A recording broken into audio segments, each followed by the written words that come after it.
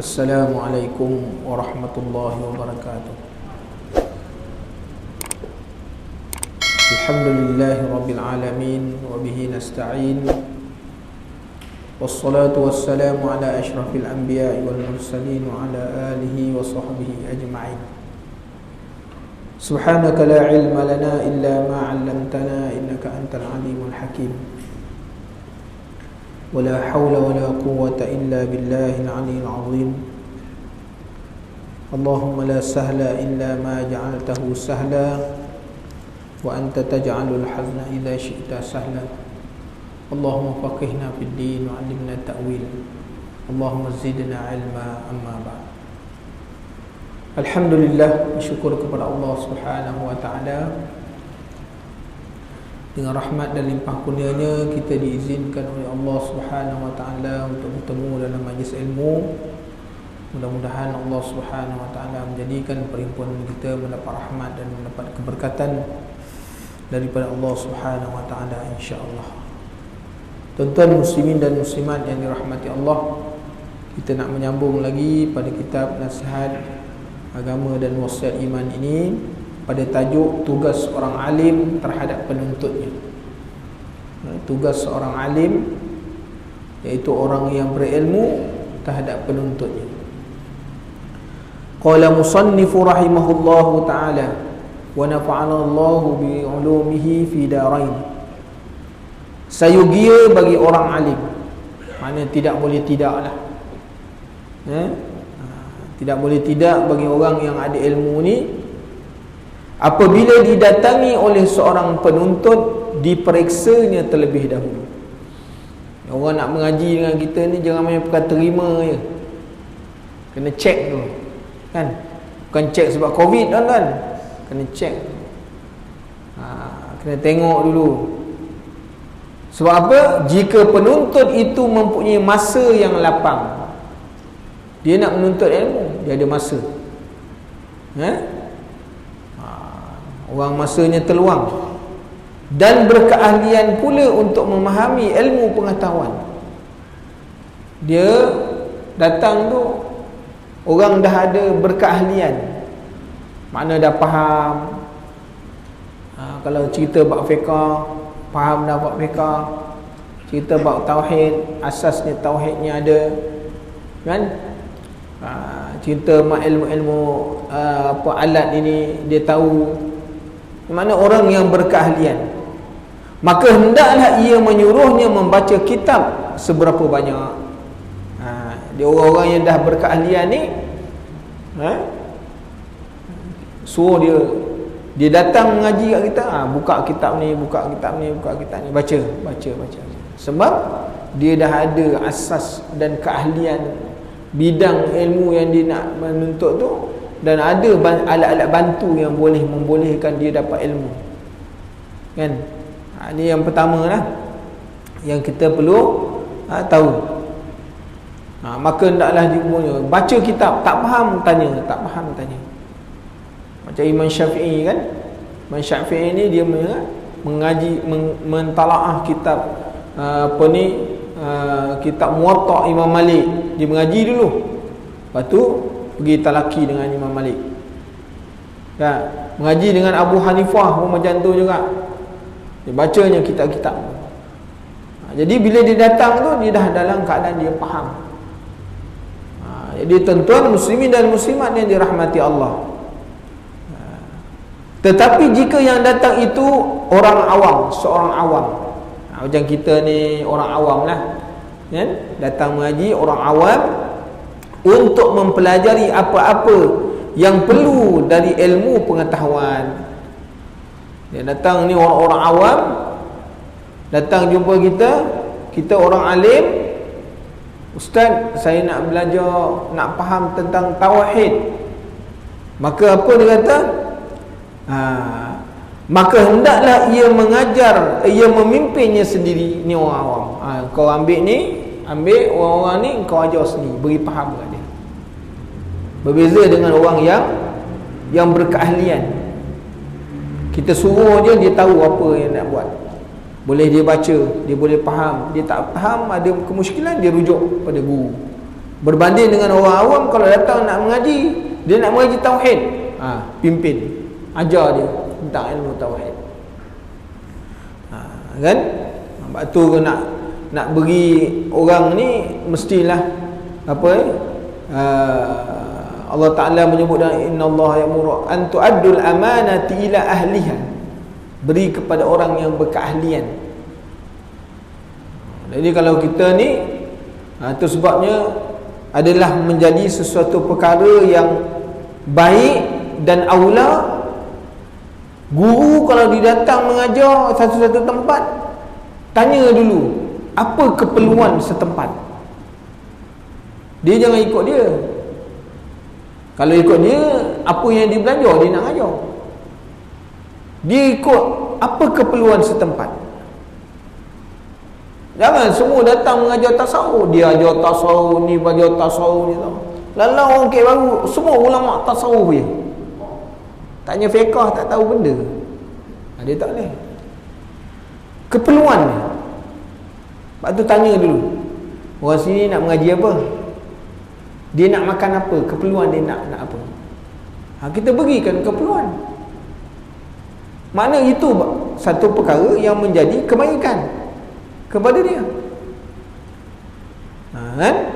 Mengajar dan memahamkan betul-betul. Sebab bila dia pimpin, dia boleh mengajar, dia boleh fahamkan betul-betul. Sebab dia sendiri yang mendidik orang-orang ni. Berbanding dengan kalau dia suruh orang bawah-bawah dia, dia tak sama seperti mana guru mengajar terus kepada anak murid. Jadi tuan-tuan muslimin dan muslimat yang dirahmati Allah. Dan perkara yang kedua, bila mengajar orang awam ni mengajar orang awam ni, hendaklah ia meringkaskan pelajarannya kepada penuntut awam itu. Dia mengaji jangan disusah-susahkan, kan? Beri yang ringkas, dia tepat, padat. Tu untuk orang awam. Jangan sampai menyusahkan. Dia mengajar yang tinggi-tinggi ni, dia tak faham. Lalu dia keluar tu tak tahu apa benda dia mengajar. Yang mengajar pun tak dapat nak menyampaikan, yang belajar tak dapat ambil apa yang disampaikan. Jadi tak ada manfaat. Jadi tuan-tuan mengajar, itu sebabnya di kelas-kelas takmir ni, paling lama pun sekitar 60 minit. Tu paling lama lah. 60 minit, 40 minit, di antara maghrib dengan isyak, kan? Itulah ada waktu yang sesuai untuk orang awam. Bawa mereka belajar sampai tengah-tengah malam, dia tak berapa. Sebab menyusahkan. Seperti mana berlaku pada seorang sahabat radhiyallahu an, namanya Ibnu Mas'ud. Dia semayang dengan Rasulullah sallallahu alaihi wasallam, semayang isyak. Kebetulan pula dia ni di kampung, dia diangkat sebagai imam, untuk menjadi imam untuk orang kampung. Orang kampung ambil dia, lantik jadi imam. Bila dia balik semayang dengan Rasulullah, dia semayang pula dengan orang kampung, dia semayang isyak, dia baca panjang-panjang, kan?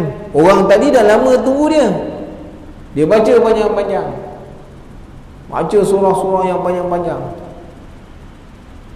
Jadi timbullah maknanya di kalangan jemaah tu atau makmumnya mufaraqah daripada dia, lalu mengadu kepada Rasulullah sallallahu alaihi wasallam. Ya Rasulullah, ni sahabat ni dia semayang dengan kau, kemudian dia balik kat kampung, dia jadi imam, dia baca panjang-panjang. Kami ni orang kampung, kan? Kerja kampung, biasa tidur cepat, penat, nak rehat. Kami belum makan lagi, datang masjid, lapar. Ada?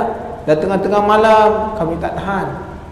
Rasulullah pun panggil sahabat, jangan kamu mengadakan fitnah. Itu tak? Jangan kamu mengadakan fitnah. Jadi biar sesuai, kan?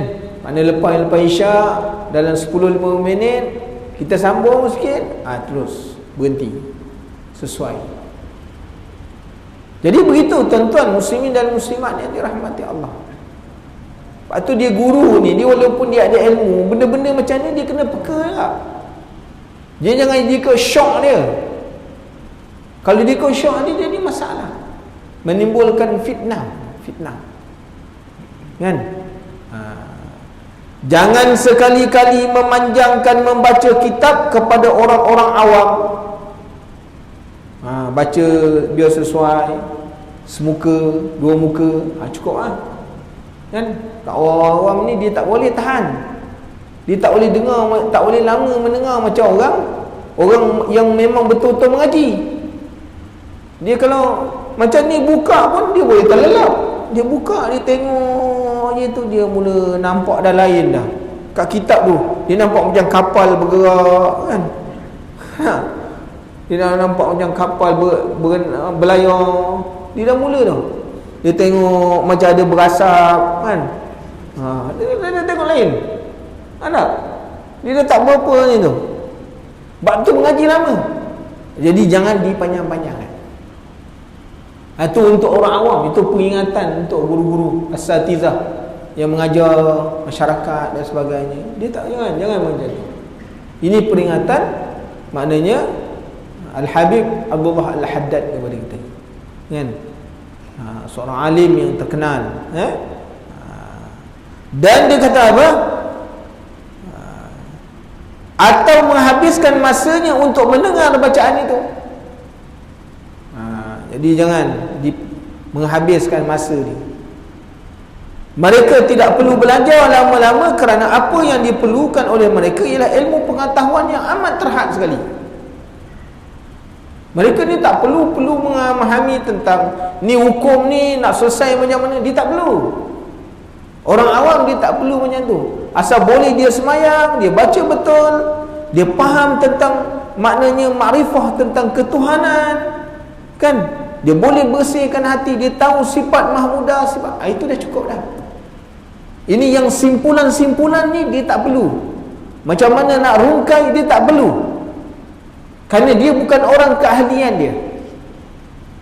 Dia asal tahu cukup untuk melepaskan diri dia, untuk ibadat, maknanya supaya iman dia tidak jatuh, cukup.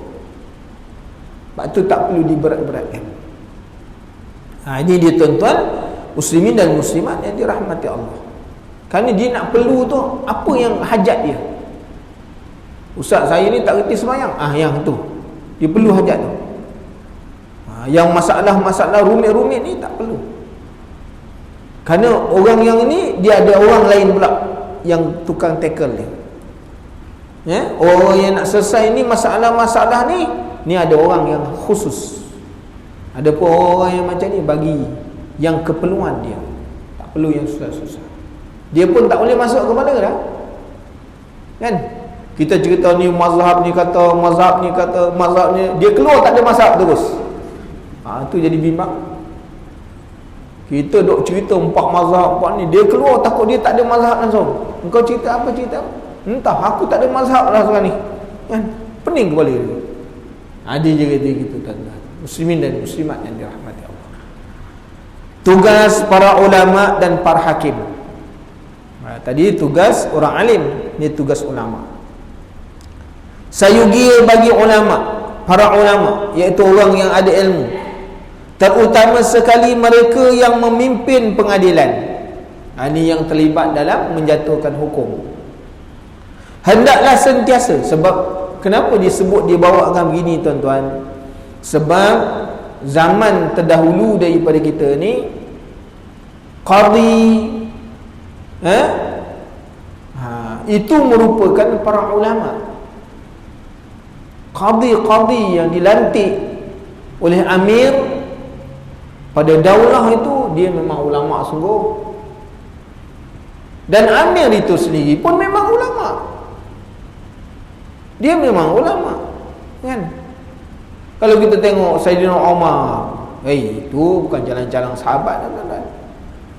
Orang yang memahami hukum memang hebat betul. Dan dia melantik pula orang-orang yang memang faham tentang hukum. nak berhukum macam mana kan. Jadi dengan sebab itu tuan-tuan, orang yang dilantik sebagai pengadilan itu tak utama, iaitu para qadi. Mereka ni adalah terdiri daripada para ulama radhiyallahu anhum. Mereka memang cukup faham tentang bagaimana nak menjalankan hukum. Hendaklah sentiasa memberi nasihat kepada kaum muslimin, umumnya ketika mereka dalam perselisihan. Itu tugas, di antara tugas makna pemimpin daripada ulama. Dia kena bagi nasihat, kan? Dia kena bagi nasihat. Tak boleh nak jadi ulama, tak boleh. Itu kalau tak bagi nasihat, tak boleh. Apa-apa masalah perselisihan di dalam masyarakat, maka qadi atau ulama yang menjadi pemimpin ini, dia kena turun dalam masyarakat untuk, contohnya kalau kita tengok Syekh Izzuddin Abdul Salam. Syekh Izzuddin Abdul Salam, kan, salah seorang ulama yang mencapai tingkatan wali. Dia disebut dengan nama Sultan Ulama. Dia berhukum,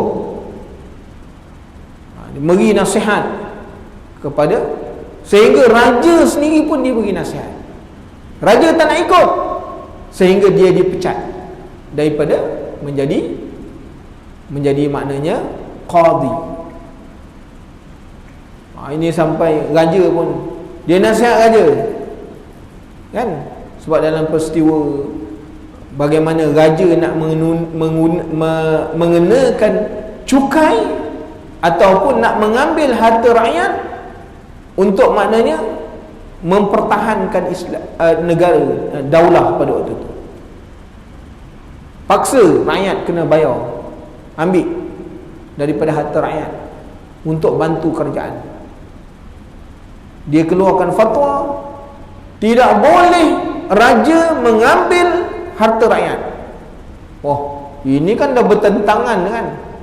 Ini seorang ulama, dia mesti memberi nasihat, sehingga dia dengan sebab fatwa dia tadi, dia buang negara. Itulah dia tuan-tuan, kehidupan ulama yang benar, yang tahu, yang menjaga tentang dia punya maknanya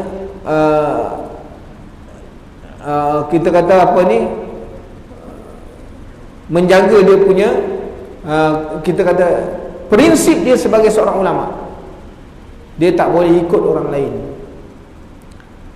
Jadi kalau hari ni kalau kita boleh macam tu, memang orang yang macam ni dia tak akan duduk dengan kerajaan. Dia tak boleh lekat dengan kerajaan, kan? Kerana banyak benda-benda yang tak boleh selari dengan prinsip dia sebagai orang yang ada ilmu. Dia tak boleh main tutup seluar mata, tuan-tuan. Sebab tu mesti menghadapi maknanya keadaan yang demikian, kan? Hendaklah mengingatkan mereka juga tentang bantahan dan ancaman Allah Ta'ala dan Rasulnya terhadap orang-orang yang berdusta dalam dakwaannya, bersaksi palsu, bersumpah bohong, atau bermuamalah jual beli secara batil. Ni dia kena tugas dia. Tugas dia sebagai pemimpin dalam pengadilan, dia kena mengingatkan.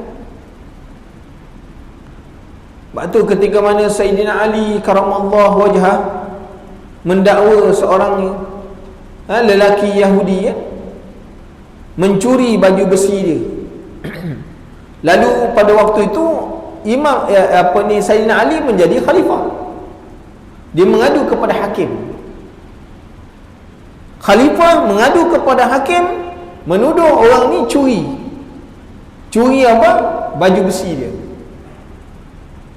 Sayyidina Ali memang kenal itu baju besi dia. Mengadu pada hakim. Hakim kata, "Wahai khalifah, ada saksi." Kata Sayyidina Ali, tak ada saksi. Saksi dari keluarga ada. Kata makna hakim, daripada keluarga tidak boleh jadi saksi. Tahu dia?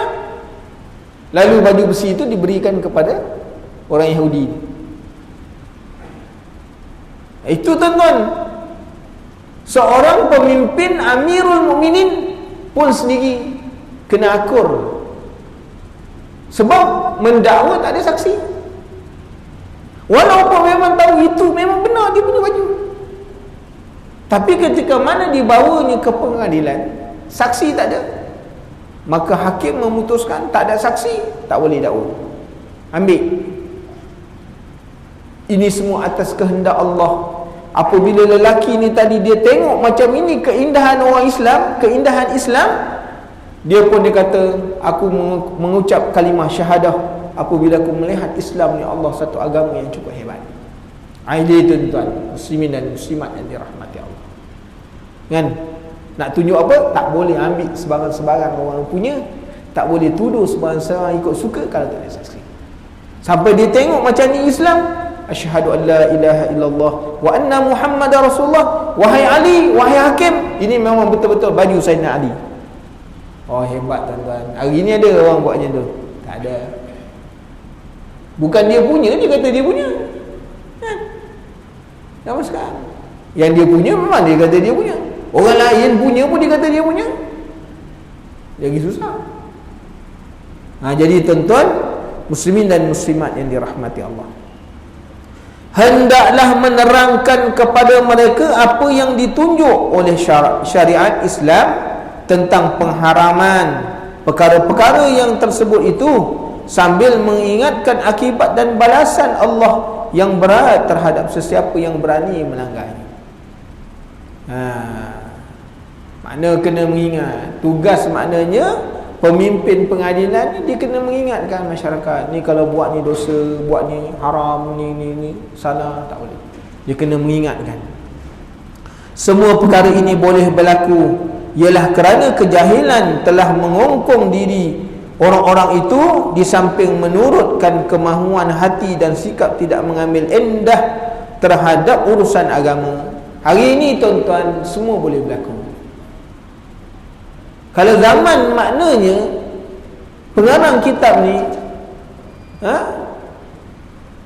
makna pada zaman pengarang ni menulis kitab ni, perkara ni telah diutarakan kepada kita, makna berlaku kerana kejahilan yang mengongkong diri orang-orang, dan mereka buat mengikut kemahuan dan sikap tak mengambil indah tentang agama. Zaman sekarang lagi banyak. Zaman sekarang lagi banyak. Sehingga maknanya orang agama sendiri pun tak berani nak mencakap soal-soal yang bersangkutan dengan agama. Kan? Kalau mereka diberikan jawatan, mereka diberikan maknanya kepimpinan, terkadang-kadang mereka jadi tersekat untuk menyatakan kebenaran. Tersekat. Tuan-tuan, muslimin dan muslimat yang dirahmati Allah, kerana apa? Nak menjaga kedudukan, nak jaga pengaruh, nak jaga pangkat, mereka akan buat. Tuan-tuan, hari ini orang masyarakat tidak ambil indah. Dia tak berapa ambil berat tentang urusan agama. Kan? Orang nak kata Islam, nak apa ni, tak kisah. Yang penting aku boleh makan, boleh minum, boleh enjoy, sudah. Ni urusan-urusan agama. Apabila maknanya kita tengok maknanya kepimpinan dipegang oleh orang-orang yang bukan Islam, mereka maknanya mengambil maknanya pendekatan merosakkan Islam. Dia tak ambil, tak kisah. Kan, tak kisah. Penting boleh makan, sudah. Dia tak ada dalam hati tu perasaan maknanya cemburu gitu. Tak ada. Dia tak ada. Tak terdetik dalam hati tu, ini dia ambil duit kita, kan? Dia jual ni, kita tak kisah. Jadi tak peka. Dia kata dia ambil duit tu bukan duit aku tak simpan pun dalam tabung haji. Dia tak kisah. Walaupun duit tak ada, tapi sebagai orang Islam kena peka. Sebab ni hak, dia mencabul mana hak orang Islam. Kita tak peka, tuan-tuan. Ni masalah yang ada dalam kita, dalam diri kita.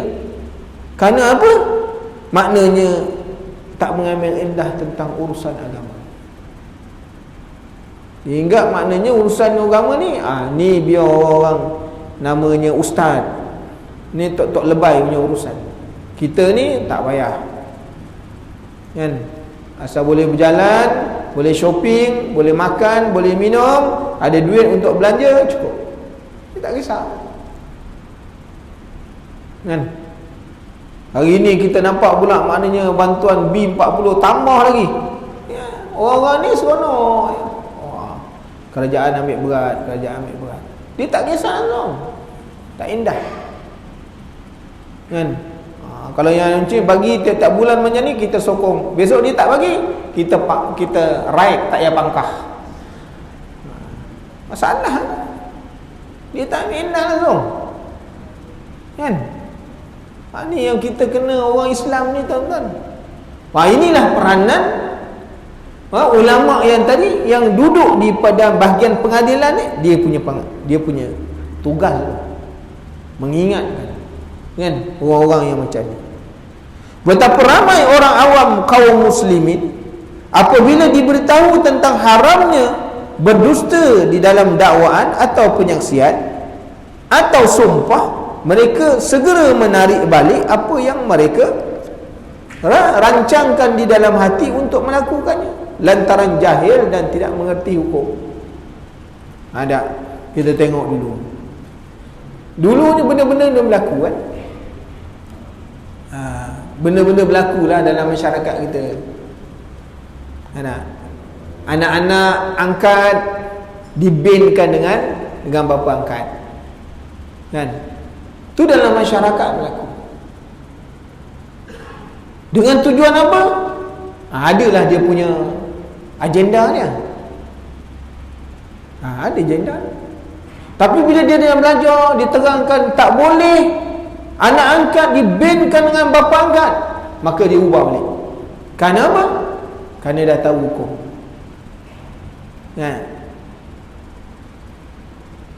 Dulu berapa ramai, tuan-tuan, orang wakaf, dia mengambil, dia dah wakaf, dia mengambil hasil wakaf, dia dah wakaf dah. Sebab bila wakaf, dia tidak boleh memiliki lagi, tapi dia mengambil manfaat wakaf untuk dirinya. Itu tak boleh. Tapi bila dia tahu hukum, tak boleh ni, tak boleh, kan? Banyak jadi begitu. Sebab apa? Masyarakat dia tak berapa tahu. Jadi tugas, maka kesimpulannya amatlah dituntut kepada para ulama supaya mengaturkan majlis-majlis ilmu agama di mana mereka dapat menyampaikan kepada orang ramai ajaran-ajaran agama serta menarik minat mereka untuk mempelajarinya. Itu sebabnya menjadi tanggungjawab kepada pihak berkuasa, yang diberi otoriti, contohnya Jabatan Agama,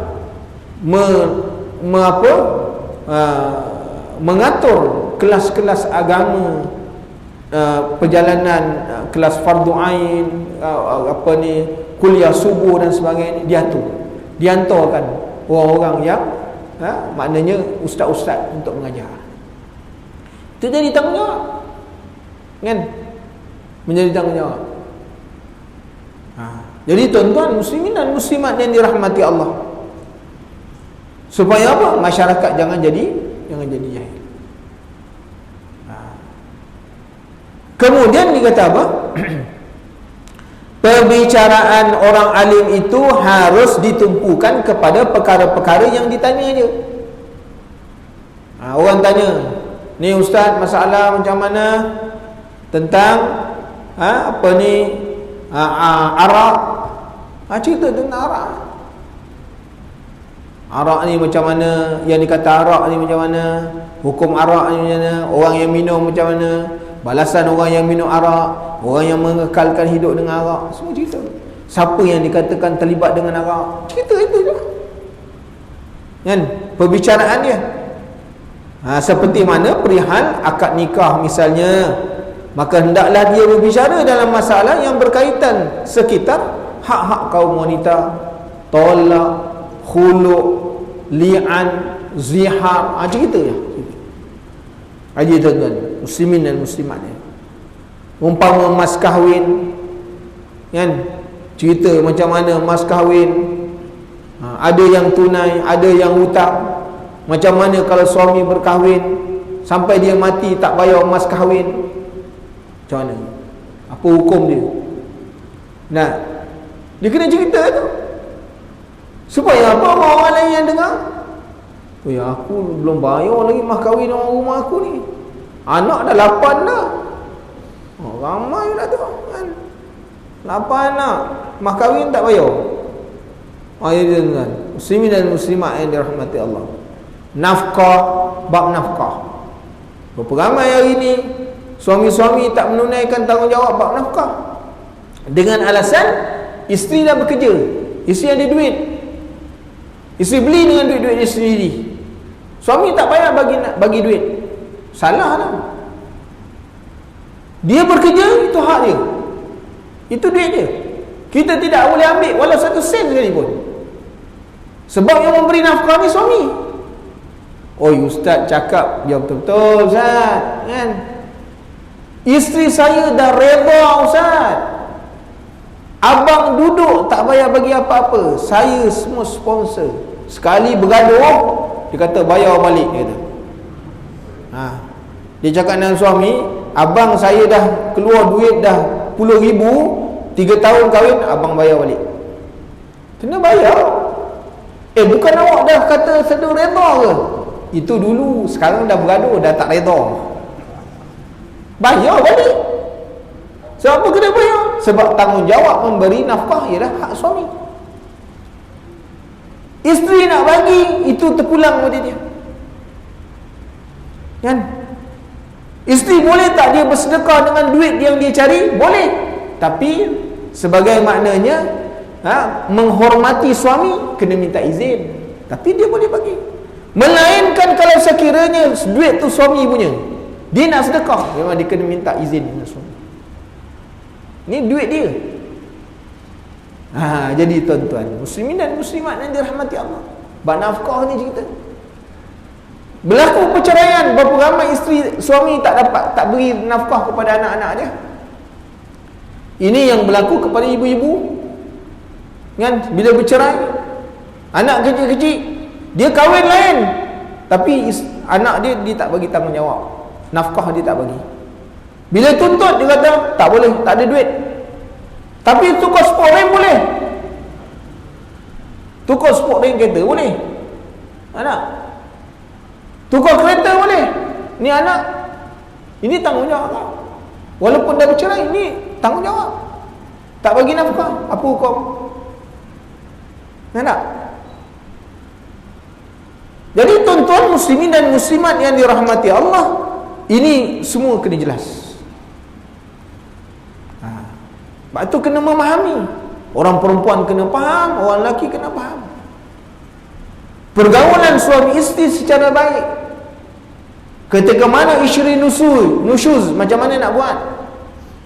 Ketika mana suami nusyuz, macam mana nak buat? Suami pun ada nusyuz, jangan main kan? Ketika mana dia tak bayar nafkah, dia tak beri nafkah, dia nusyuz. Jangan ingat isteri je nusyuz kan? Suami kalau tak bayar nafkah, dia derhaka sebenarnya, tuan-tuan. Berapa ramai berlaku ni. Tapi oleh kerana puak perempuan ni dia tak faham. Dulu waktu akad nikah kan, dibacanya lafaz taklid, dia duduk je dalam bilik senyum je. Lepas tu dia tak dengar lafaz taklid yang dibaca oleh suami dia. Sekiranya saya tidak memberi nafkah 3 bulan Qamariyah, lalu mengadulah dia kepada hakim, maka maknanya sabit kesalahan dan pihak keluarga tidak boleh memberi nafkah, maka jatuhlah talak. Sekarang berapa ramai isteri yang tergantung dia punya nasib. Suami tak bagi nafkah, bukan 3 bulan, 30 tahun beranak aja nafkah tak ada. Ini cerita kasar sikit tuan-tuan, kan? Kalau rakam kena padam, kan? Nak? Tuan-tuan muslimin dan muslimat yang ini hakikat yang perlu dipahami. Hakikat yang perlu dipahami. Kita melihat satu penganiayaan berlaku kepada golongan wanita.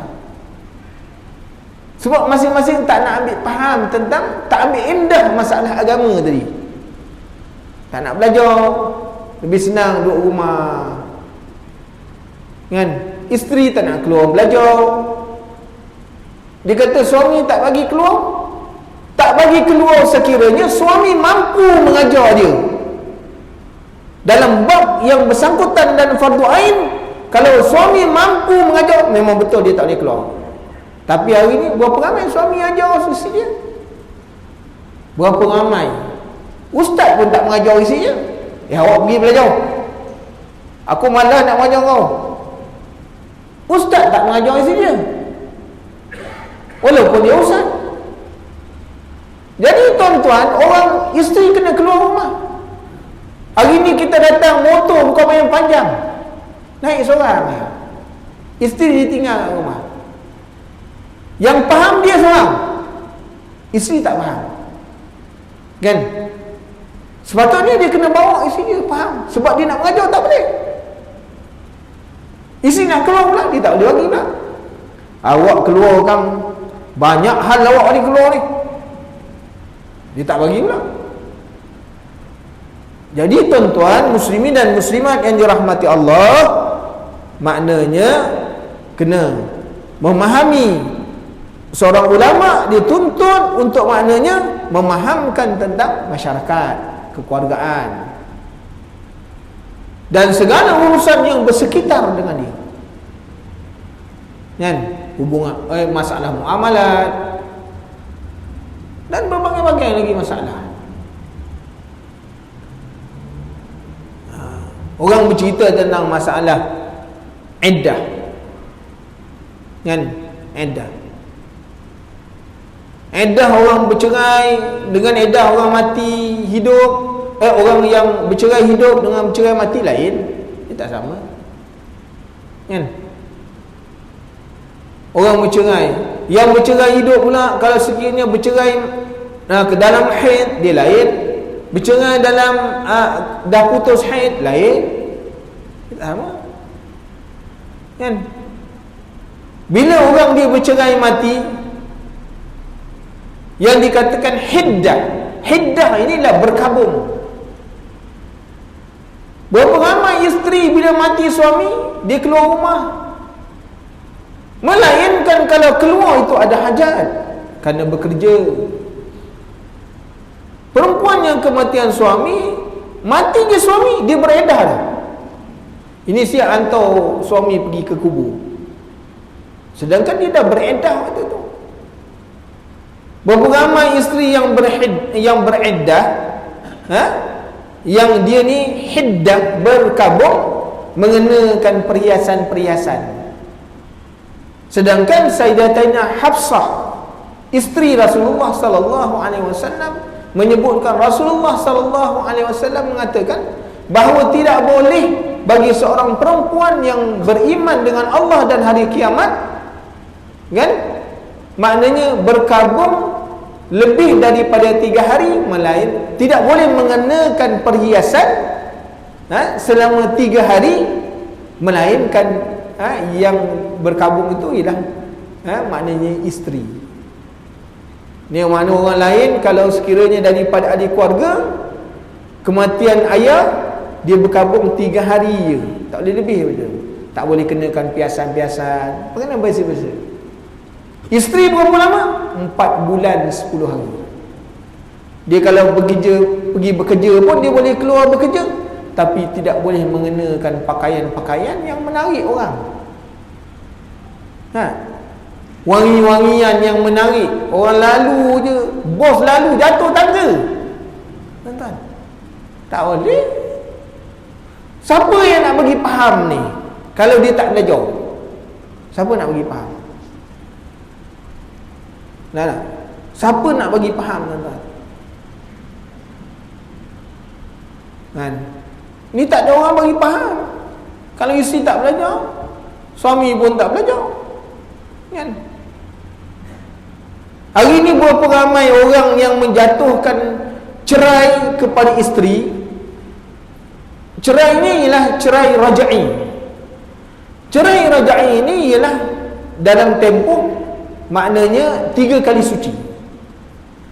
Orang yang bercerai dalam tolak rajai ini, dia bercerai, dia masih lagi suami isteri. Kalau sekiranya dalam waktu dia bercerai tolak rajai itu, suaminya meninggal dunia, maka isteri mendapat harta faraid. Dia dapat harta faraid sebab dia masih suami isteri yang tak boleh berhubungnya.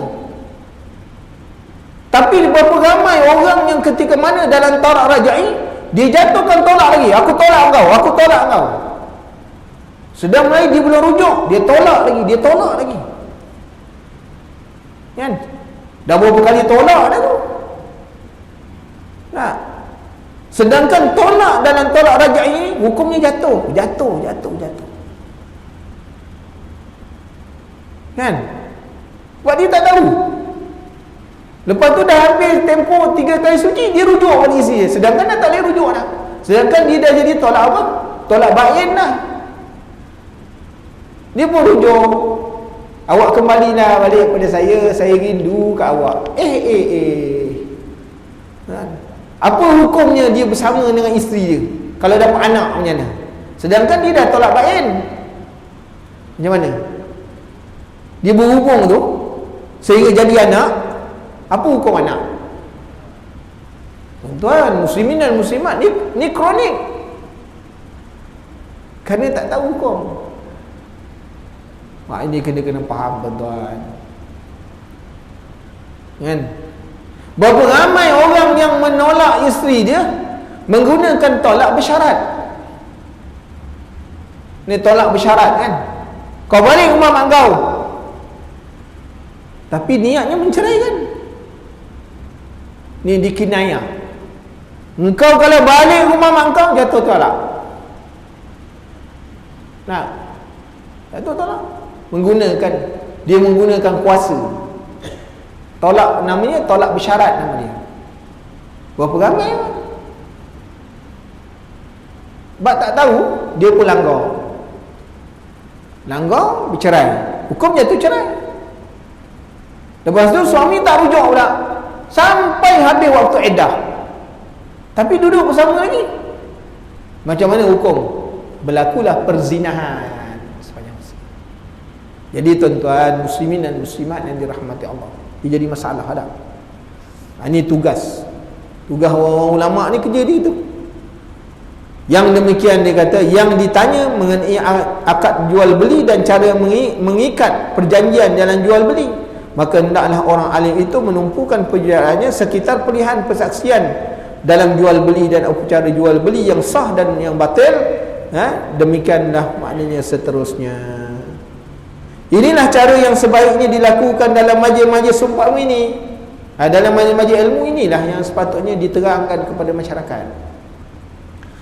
Jangan cerita yang lain-lain. Jangan sampai sekali-kali melibatkan majlis itu dengan perbualan yang kosong atau dengan percakapan yang tidak ada kena-mengena dengan perkara yang ditanya. Meskipun yang berhubung dengan soal agama secara menyeluruh, tidak seharusnya seorang alim menghabiskan masa dengan berbual-bual kosong bersama-sama orang ramai, sekalipun sebentar sahaja, melainkan jika ada hubungannya dengan persoalan agama secara umum. Jadi jangan duk sembang lama dah. Demikianlah caranya orang alim harus menghabiskan masanya, iaitu dengan menjadikan majlis-majlisnya dengan pergaulan dengan seluruh kaum muslimin, mengandung dan meliputi pengajaran, nasihat dan peringatan kepada mereka. Lebih-lebih lagi pada masa sekarang adalah menjadi hal yang lebih utama bagi para ulama melaksanakan tertib tersebut. Disebabkan kejahilan, kelalaian bermaharajalela. Zaman sekarang tuan-tuan, jahil banyak, kejahilan banyak. Kan? Hari ni tuan-tuan, kejahilan banyak. Orang tak nak mengaji, tak nak datang masjid. Kan? Orang tak mau datang surau sebab dia tahu nak cari maklumat semua ada kat jari. Dia boleh tanya Ustaz Google. Kan? Dia boleh tanya Ustaz Facebook. Macam-macam dia boleh dapat dalam tu. Siap dalil, siap hadis, semua dia boleh dapat. Kan? Kalau duduk menyanya, dia membuang masa. Dia anggap itu satu perkara membuang masa.